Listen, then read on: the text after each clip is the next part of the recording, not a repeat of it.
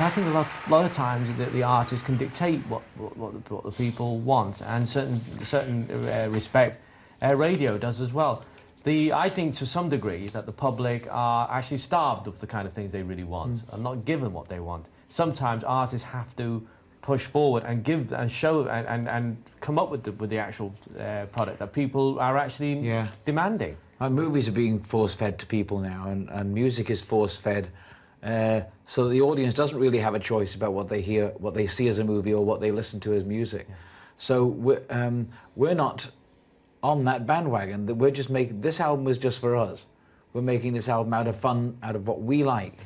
We're getting a very good reaction to the album by radio and the media, but. What we feel today is that a lot of people, and the reason we're probably getting a great reaction from radio, especially the initial reaction to radio in the UK, has been fantastic. And I think one of the reasons the good reaction is there is because a lot of the sales and singles and albums right now are very, very low indeed. And I think this demonstrates that people are tired of buying the staple diet of all rap and heavy metal. That's fine. I like heavy metal and I like rap, but it's too one-dimensional. You can't just expect the kids and the public just to want one kind of music all the time. And pop music was never that way. Popular music was never that way. It was always a cauldron of different cultures into one. That was the whole foundations of popular music, and I think people are missing that.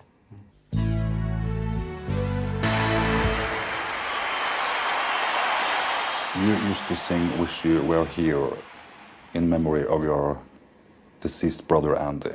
And in this concert you have dedicated "How Deep Is Your Love" to him. Mm-hmm. Why is the change of tune? Well, on the last concert, we couldn't sing "Wish You Were Here" live. It was very hard to sing. We could, but no, I don't know. No, finish. I don't mean that we couldn't, sing it properly. It was just very emotional to sing, and it was upsetting. "How Deep Is Your Love" wasn't so, because "Wish You Were Here" was written for Andy. So when we sang it on stage a couple of times, it was really hard to sing it because of the emotions involved. And it sort of upset us a lot for the rest of the show, if you like. But it was just sort of upsetting to sing it. And it was even hard to do the vocals on the record, on the actual track itself, because it took us a while before we actually started singing it, because of the emotions. And "How Deep Is Your Love" was not especially written for Andy, but it meant that his love was very important to us. So that's why we dedicated that song, because it was a lot easier to sing. Because when we were singing "Wish You Were Here", all we could think about was that terrible day when we found out that Andy had passed away. Andy Gibb, den yngste av de 4 brødrene i The Bee Gees, er død, 30 år gammel. Dødsårsaken er ukjent, men Andy Gibb ble mandag lagt inn på sykehus med sterke magesmerter. The Bee Gees har vært populær i en årrekke og sang blant annet melodiene i filmen Saturday Night Fever. Andy was to make one more album himself, and we were to make one more album, and then we were to join forces. But it never came to be because of what happened, so it's a regret. It's one of our regrets, and there are numerous regrets. The things you always want to say to somebody and you don't say, and now we wish we'd said. So you have to go through all those things too: guilt, anger. You blame yourself. You blame show business. You blame Hollywood for what happened to Andy. But then again, you have to come to terms with the fact that we all run our lives individually the way we see fit, and Andy had a lot of problems. And it's just the way things go, and maybe it was meant to be.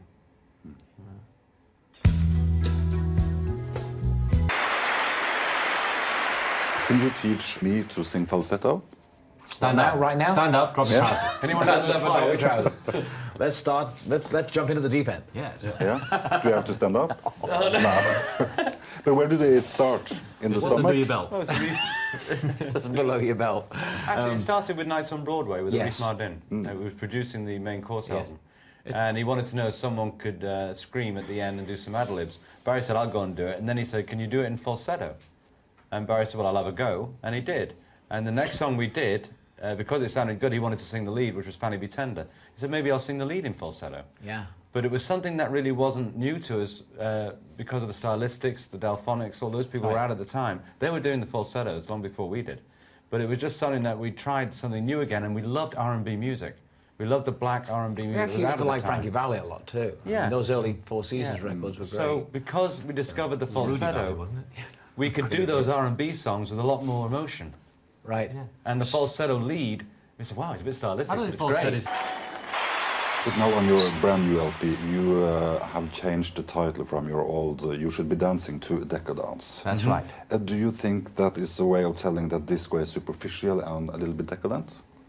Well, it was decadent when it first came out. But it was the only we would only have done this with this song because it was the only obvious dance record we ever wrote. First of all, it's done for fun, and Yeah. secondly, it's a remake, not a remix, with All the new vocals are all new, yeah. So people just have to take it for what it is. We were just it was as an extra track that we wanted to have fun with, and not really a designed sales tool for the album. And it's not to be taken seriously. No, it's it's to have just, fun with. Yeah. And- We had a lot of and- requests for people who wanted to do it besides ourselves. They wanted to remix the original. They wanted to do different things like that. And it was basically our engineer and our programmer, Tim Moore, and Femi, who had heard dancing in the clubs on days off when we weren't recording. They decided to do an updated version of it and played it to us, and it was so good. Yeah. We thought it was a lot of fun. But it's there. It's great. It's we enjoyed it, and it's nice to hear a different version of something after the event. And you have different styles. Aren't you ever afraid of that people should miss the unique Bee Gee sound? Maurice? Well, we've done the unique. When we start singing, it's our sound. When we start writing songs, it's our Yeah. songs. It's our music. I mean, it's- when you hear this album, I don't think you think it's anyone else but the Bee Gees, No matter what styles it is. no matter what the style is. I think But this album is very much getting back to our roots. It's much of the style of the earlier Bee Gees than the last two albums. So Can I just say that I think Yes, this certainly. album's for fun? You can I think this album's for fun. Yeah. Yeah. It's not. It's 30 albums down the line, you know, and it's a time in our lives where we think we ought to be having fun, and we just chose the kind of music this time that we like, the kind of songs that we like, the different influences of different artists. For instance, Kiss of Life is probably influenced by the Beach Boys to some extent with the harmonies, and perhaps Phil Collins, people like that.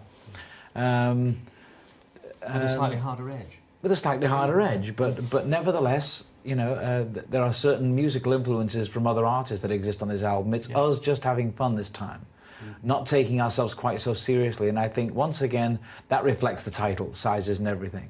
It really means two things. It means that Stretching ourselves is one, and also in the actual.